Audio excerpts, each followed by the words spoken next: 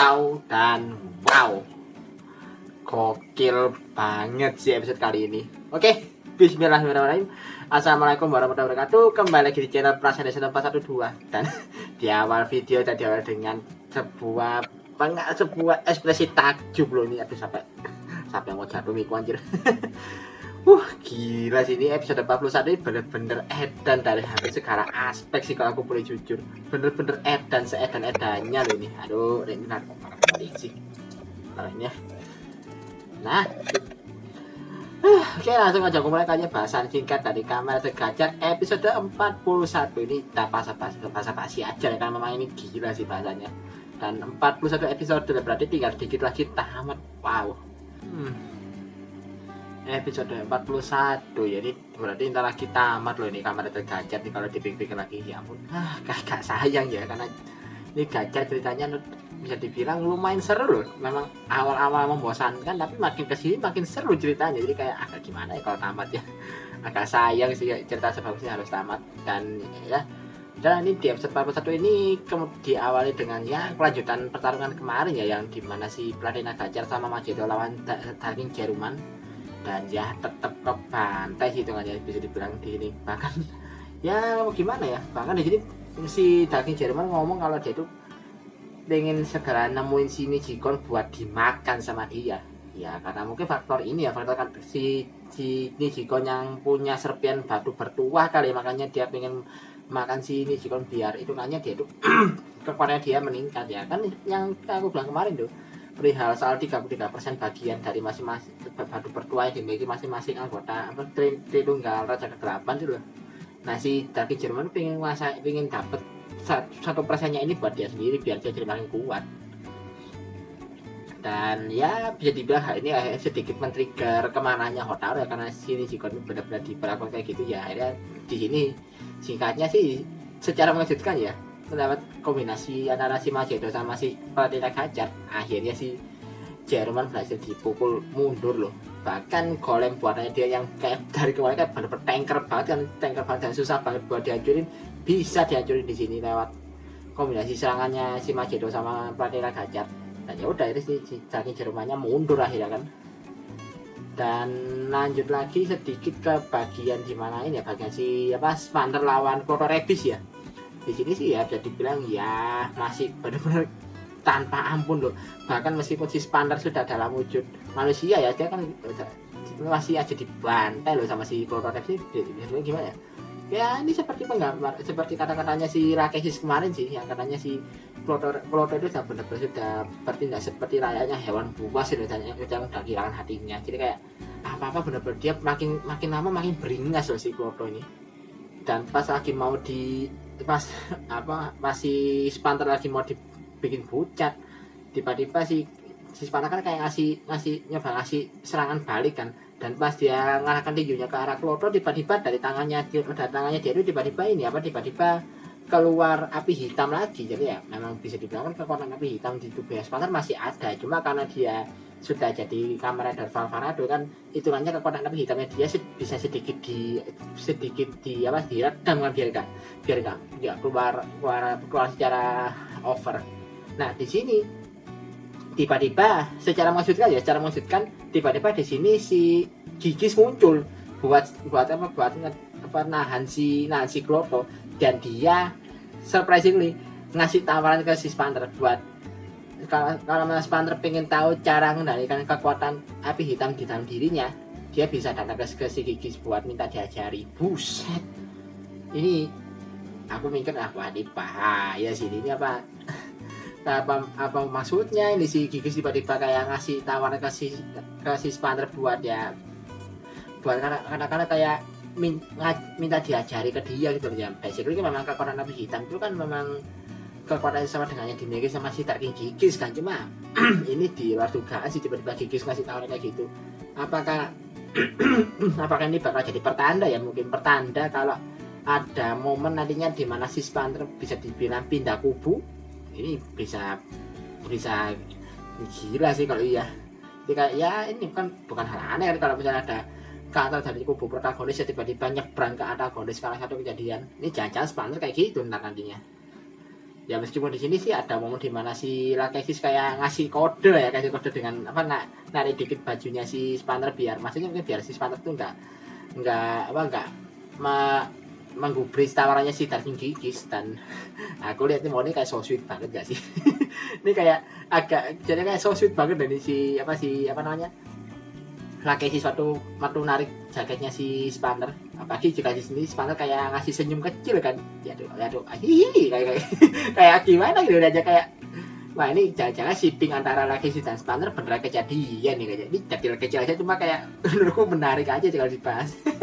Dan ada satu lagi dari kecil si perihal si ya kelanjutannya si Atropos sama Ride cuma gak begitu penting juga sih dibahas. Mau Atropos sama ke sini kayak enggak lebih dari kayak bocilnya lagi janji loh, kayak bocilnya lagi janji doang udah. Makanya aku bilang nggak penting juga dibahas ini. Dan dan real ini kan jika episode 41 ini bisa dibilang episode yang bener-bener fokus ke si ini apa fokus ke si Nijikon kan, yang sepertinya memang ya ini memang bukan sepertinya lagi memang fix ya kata-katanya si Spanner kemarin yang menganggap kalau para KM itu hanya bisa bertarung dan segala macam. Jadi kayak kata-kata Spanner yang mungkin kayak ngasih sedikit stigma negatif pada para KM ini ternyata ngaruh bisa ngasih dampak sendiri ke si Jikon loh. Jadi kayak dia tuh pingin nyari tahu apa yang bisa dia perbuat untuk katakanlah punya andil kepada para manusia yang lain gitu.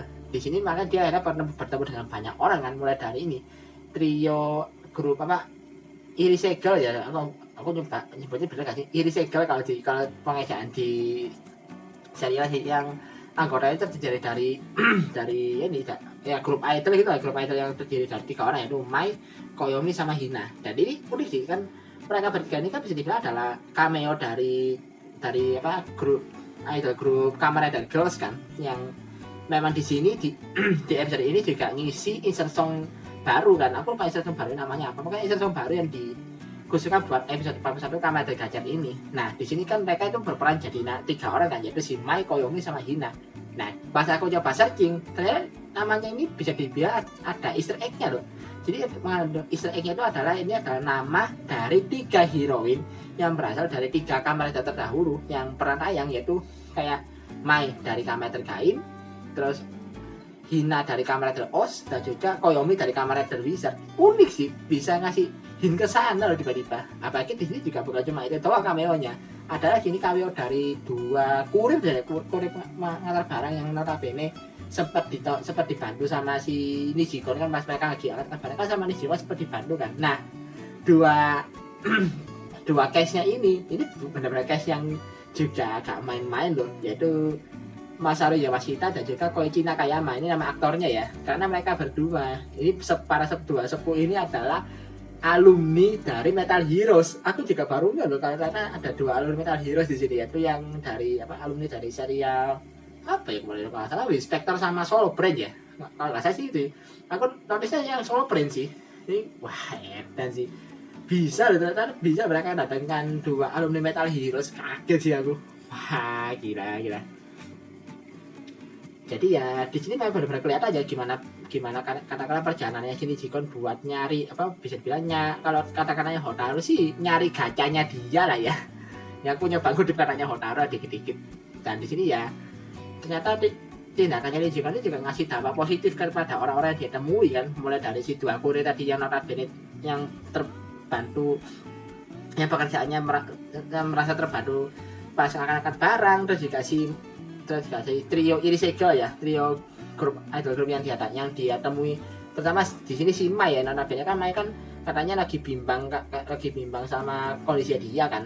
Dan akhirnya setelah melihat aksinya Nijikon di panggung kan, mereka kan tampil kan, dan setelah aksinya Nijikon di panggung itu dia merasa tersentuh dan akhirnya menemukan kembali kepercayaan dirinya. Jadi kayak di sini bisa dibilang ya ini mungkin bisa jadi gimana ya, bisa jadi pembuktian dari kata-katanya Hotaru yang dia kan pingin manusia sama kayak ini bisa berdampingan kan. Nah mungkin di sini bisa dibilang penerapannya sudah mulai terwujud sedikit dari aksinya Nijikon. Kalau menurut saya kayak gitu kan, ini jadi kayak tindakan Nijikon dan juga dampaknya dia kepada orang-orang yang ditemu ini seperti secara tidak langsung berhasil membuktikan kata-katanya Hotaru yang secara nyata, meskipun ya cuma beberapa doang sih, bukan manusia secara keseluruhan, tapi dia bisa membuktikan kalau kata-katanya Hotaru ini bisa beneran diwujudkan meskipun masih dalam skala yang kecil. Keren sih, pembelajarannya benar-benar dapat loh di sini kalau aku bilang. Ya kalau dan juga ada sedikit cameo kecil lagi dari si Kajiki ini sampai ini aku sampai kata-kata si Rengge yang bisa dibilang sama banget dengan yang aku pikirin. Jadi kayak ini si Kajiki di mana-mana ada aja ya kemunculannya tuh. Kan bener-bener ini Kajiki literally di mana-mana selalu muncul loh. Ya ini cuma detil kecil aja sih. Terus juga dan juga lanjut lagi ke bagian dimana si akhirnya si Jeruman akhirnya mulai melancarkan serangan baliknya dia kan, dimana dia itu mulai berdasarkan info dari Minato Sensei, si Jeruman itu sedang dalam perjalanan ke sana ke tempatnya mereka lagi nonton konser idol itu. Dan dia udah di sini akhirnya Hotaru namanya pergi buat nyegat si Jeruman, dan di sini jadi bilang scene-nya benar-benar epic sih kan, diiringi lagi kan scene itu kan kayak bagian dimana para karakter itu saling berhadapan ya, diiringi sama lagu lagu We Are Doll ya, lagunya Kamada Girl yang udah lagu lama juga sih, tapi kan di sini dinyanyikan lagi, dan itu jadi scene-nya benar-benar epic sih. Dalam lagi juga kayak transisinya benar-benar khasnya Sakamoto banget dari bagian ini dan udah di akhirnya terjadi lagi pertarungan ronde 2 antara kubu Hotaru dan juga Dark King Jeruman. Dan ini aku sampai benar-benar tepuk cinta sih, tiba-tiba dikerjain di sini. Dikerjainnya gara-gara apa? Pas lagi epic-epicnya pas mau bertarung muncul lagi itu lagu Wacaca Fire aja. aduh cepet anjir. Langsung seketika tepuk cinta aku gara-gara itu. Buset, dipunculin lagi itu lagu keramat itu. Tapi untungnya cuma di bagian itu aja, cuma ya agak gimana ya, padahal di sini ya, di sini yang salah satu bagian aku suka di episode 41 ini adalah di bagian ini actionnya bener-bener gila-gilaan loh. Jadi kayak ya memang actionnya khasnya Koichi Sakamoto lah, tapi ya tolonglah kayak udah bener-bener sebagus sih, actionnya udah bener-bener gila-gilaan, apalagi juga Sakamoto yang direct lagunya Wacaca Fire dong. ini Toei lagi ngerjain menontonnya apa gimana sih ini, sampai pusing aku. Aduh. Tapi ya udah cuma di situ doang sih. Pas bagian dimana si Hotaru atau si Rainbow Gachet ngesamen Gachet Brother ya, bagian pas dia ngubah para Kemi jadi Kamen Rider itu ya, pas dia ngesamen si Gachet Steam Hopper, Unriser sama Red Lady Jungle, untungnya ganti ke lagu The Sky The Limit. Jadi kayak tiba-tiba cuma sedikit apa ya bisa bilang kayak dikerjain sedikit lah pas bagian lagu Wacaca Fire tadi, tapi ya oke lah, bisa dibilang ya agak nyebelin tapi lucu gitu loh. Udah bagus-bagus dikasih lagu The Sky The Limit dari kemarin, muncul lagi Wacaca Fire dong. Kocak. Jadi lagu ini makin lama makin kocak, tapi ya sudahlah. Ya udah deh, bisa dibilang lagi-lagi disajikan dengan pertarungan yang cukup epic antara bisa dibilang 6 rider ya. 3 rider pertama sama 3 rider bot melawan si Dark King Jeruman. Udah Jeruman bener-bener dibabat habis-habisan di sini ya gimana kan dikeroyok 6 rider pak. Apalagi juga bahkan di semua ability-nya muncul kali sini kayak ya bisa dibilang kayak si Gajah sih ngomongnya rider kick, Unblazer-nya ini paling kocak gitu, disuplek anjir sih. Finishingnya itu masih Jeruman disuplek sama si Unblazer. Terus juga ada lagi Jungle yang ngekrenyetin si Jeruman sampai dia guling pula. Ada lagi sebagian dimana ada dialog itu antara dimana si ini ngomong ke Hotaru kalau dia tuh pengen ngalahkan si Jeruman, cuma nggak perlu dibahas juga sih. Itu kan dialognya kayak nggak penting banget ya, kayak cuma nambahin doang sih katanya, jadi jangan dibahas ya. Dan jadi singkatnya setelah lewat triple rider kicknya dari Magedo, Valvarado dan juga Rainbow Gachet, udah Dark King Jeruman di sini kalah telak akhirnya. Dan di momen ini momen yang bisa dibilang momen plot twist di episode kali ini, dimana setelah si Jeruman berhasil dilumpuhkan, si Atropos kan muncul dan si ini ngomong kalau dia itu berhasil menepati janjinya dia buat ngalahkan si Jeruman. Dan pas si Atropos itu ngedatengin si Jerumannya lagi lemas, tiba-tiba rubik emas yang dibawa sama si Atropos itu yang peninggalannya si Gurion dijajari langsung ke dadanya si Jeruman. Dan seketika Jerumannya langsung langsung melebur, badannya langsung melebur, dan di luar kan dia jadi siapa? Tiba-tiba dia jadi Gurion dong. Jadi ya kan yang basic kan Gurion kan dimakan sama si Jeruman kan, dan sini bisa dibilang karena si tubuh fisik Jeruman udah melebur, ya udah akhirnya si Gurion bisa bebas, dan akhirnya ini momennya benar-benar plot twist dan aku nggak nyangka-nyangka sama sekali, yaitu akhirnya Gurion Big Boss pertama yang sudah di dirinya Big Boss yang ada di saga awal Kamen Gajah comeback di sini. Ini benar-benar edan sih, gak nyangka loh, apalagi karena dia, dan ya udah di sini kayak bisa dibilang wah ini kayaknya Rini benar-benar dipermainkan sama si Atropos sih. Ternyata ini tujuan tersembunyi Atropos, dia itu pengen memanfaatkan si Jerumannya lagi lemah biar dia itu bisa membangkitkan kembali si papanya itu si Gurion. Gila apa jajan ini pertandanya ini jajan ini ya alasan kenapa kok dari kemarin itu mau ngomong gigis keliru Gurion mulu, jajan ini ternyata yang penyebabnya.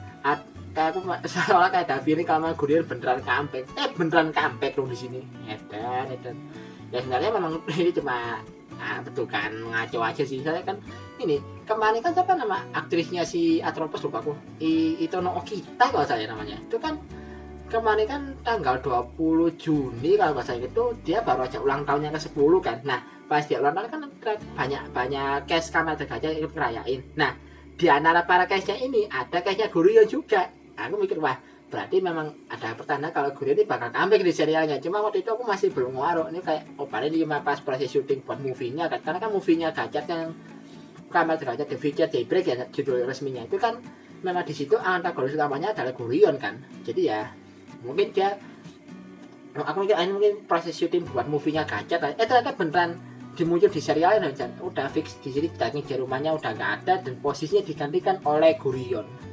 Jadi ya tritunggalnya tinggal 2 doang ini, tinggal si Gigi sama si Kairia. Wah edan episode kali ini aku sampai gak expect loh kalau Gurion beneran dibuat comeback. Dan ini lanjut ke preview di episode berikutnya itu bakal ada ini ya Pak, kemunculan sosok yang katanya sih ada Kemi ke-102 ya. Kok ada Kemi baru lagi nih, kan perasaan semua Kemi udah ketangkep, berarti Kemi 102 ini Kemi apa lagi nih. Tapi episode di sosok yang kemungkinan ya, jadi masih belum pasti. Kita jika kan di sini sepertinya episode berikutnya ini bakal lebih fokus ke Sabimaru ya, karena dia karena ini bakal bahas ke soal tempat di mana tempat asalnya si Sabimaru kan ya, kayak dia kampung halamannya kayak mirip si Renge dulu itu. Tapi di sini katanya bakal ditampilkan sebuah lab khusus alkemis yang namanya Kongo Laboratory ya kalau salah. Dan juga ada penampilan di karakter yang katanya adalah kakaknya si Sabimaru. Dan di sini juga sepertinya episode berikutnya itu bakal mengungkap lebih detail lagi soal masa lalunya Gurion. Yang katanya kalau dari preview ini sepertinya dia juga pernah jadi bagian dari Kongo Laboratorium Kongo tadi. Jadi ya ini penasaran nih, apa hubungannya antara Laboratorium Kongo dan juga si Gurion. Saya di sini ada fotonya dia katanya. Wah ini perasaan bakal ada misteri apa lagi nih, makin banyak hal-hal makin diungkap loh. Tapi ya sudah mungkin gitu aja kali bahasanya, aku sampai bingung mau ngomong apa lagi. Ya kalau konklusinya sih episode kali ini bener-bener gila sih. Kalau dari segi action dan juga eksekusi ceritanya bener-bener bagus banget kan. Apalagi pas bagiannya sini Jikon memang kayak kesannya agak receh ya. Tapi di situ bisa dilihat pesan moralnya Pak, bener-bener tersampaikan banget loh. Perihal kayak aksinya Jikon dan segala macam itu bener-bener tersampaikan banget. Apalagi juga soal actionnya mah udah jangan tanya mah. Kalau Koji Sakamoto yang direct udah pasti edan-edanan, dan ya terbukti di sini kan. Ya meskipun dikasih lagu buat Caca Fire tadi sih. Ya dan akhirnya mungkin sekian dulu aja kalau untuk bahasan episode 1 kali ini. Jadi kalau misalnya ada yang kurang atau mungkin ya pengen dikoreksi ya, misalnya aku udah salah ngomong ya koreksi aja lah di kolom komentar kayak biasanya. Oke, sekian dulu untuk video kali ini. Like dan share videoku kali ini kalau kalian suka dengan video ini. Subscribe juga channelku kalau kalian suka dengan pembahasan kuliner channel ini. Dan seperti biasa, kirim kritik dan saran kalian di kolom komentar. Akhir kata, assalamualaikum warahmatullahi wabarakatuh. Salam dari Prahani ke tempat 12.